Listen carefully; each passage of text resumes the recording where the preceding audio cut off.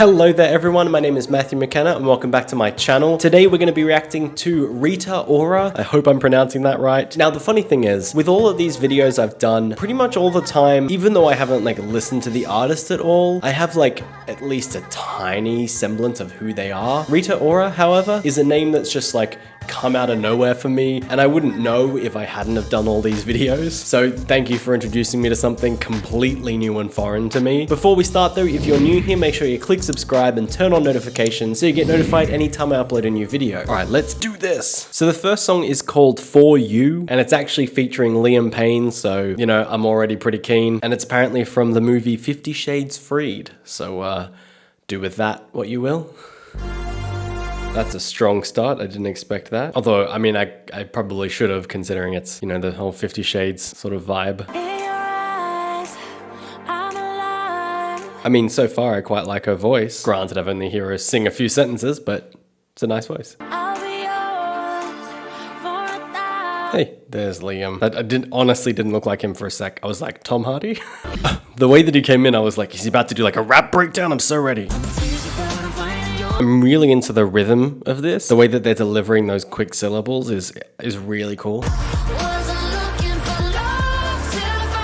Okay, I didn't want to comment before I knew for sure that was what it was, but the lyric is, I wasn't looking for love until I found you. And I think that's pretty cool. I really like the concept of not actively going out and looking for love. So the meaning that I'm extracting from the lyrics here is essentially I wasn't doing anything, I've just been living. And in doing so, I've apparently been waiting for you, even though I wasn't looking for love. And that's really something that I've kind of liked when it comes to listening to all of these pop songs. And that's the way that they kind of do follow a pattern, but I actually quite like the pattern. You know, you have big, big, big, big, big, and then you have a dip for a second where it gets quiet and a bit more serious, and then suddenly big, big, big, big, big. It's kind of tried and true, right? And I guess it's tried and true for a reason.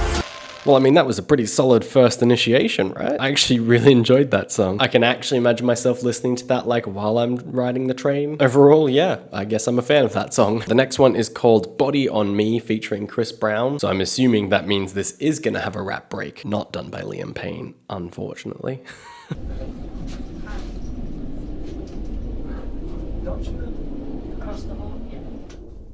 I'm also kind of assuming that given the title Body on Me, it's going to be a song about sex or something. Generally not my favorite topic because I just feel like it's been done to death, but always happy to see if there's a new way of doing it.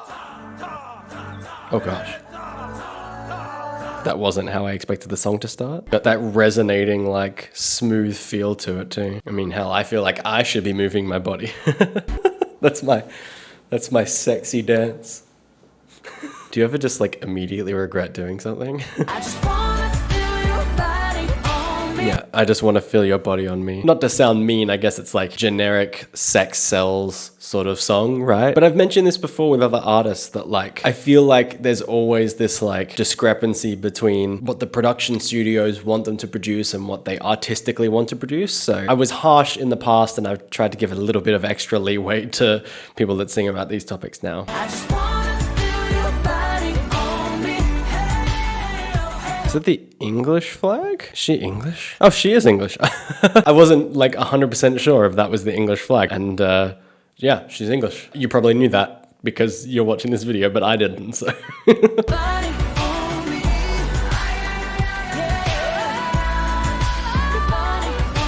See, for me, this song is starting to drag on a little bit, if I'm totally honest. It feels like it's just been more or less the same thing with not all that much variation. And that's not really helped by the fact that I can't really understand the male vocals due to the effects. So it's just kind of more noise. I can see why this is so popular. I mean, it's at 200 million-ish views. But yeah, it's not really my sort of thing. And that's fine. Not every song that an artist does has. So far, much preferred that first song. But we still have 2 more to go. So I'm keen to see if she can beat that first one for me. This one is called I Will Never Let You Down. Now a title like that gives way to what I would call some deeper themes. So I'm very keen to see what it's about. It might be relationship based, but it could be anything really. It could even be related to family or friends, etc.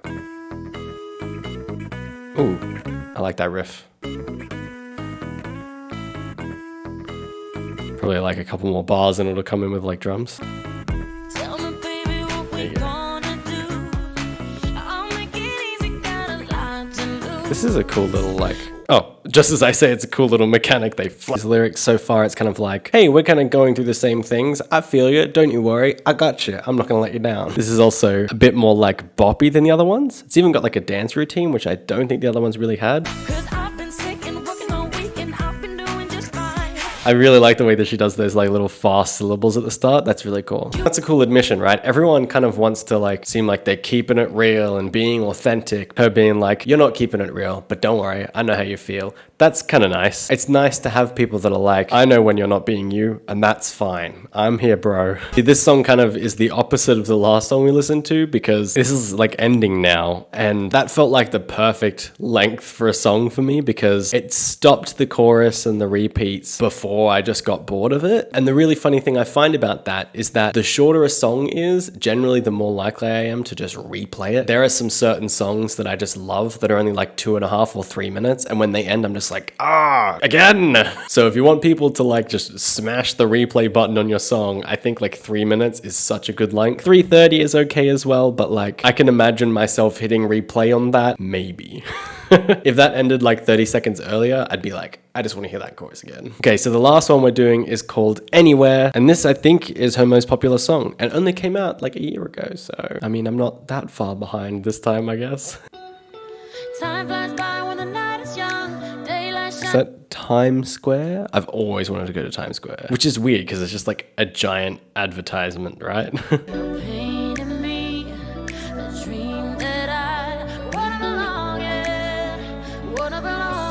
So far, all 4 of these songs have felt just like so ridiculously different.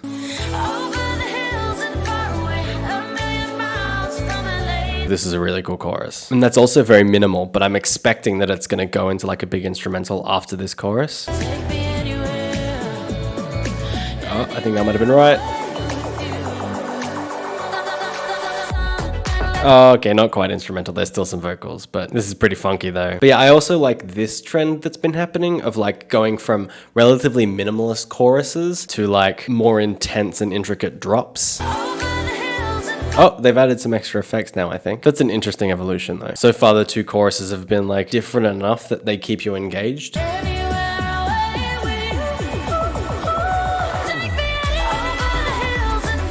Man, they've evolved the chorus again. They've got a full-on beat coming in now, as well as the effects. You hear that like electric style hi-hat, yeah, and extra vocals. This is a really well-written song that like evolves so naturally and flows so well. I'm really impressed right now.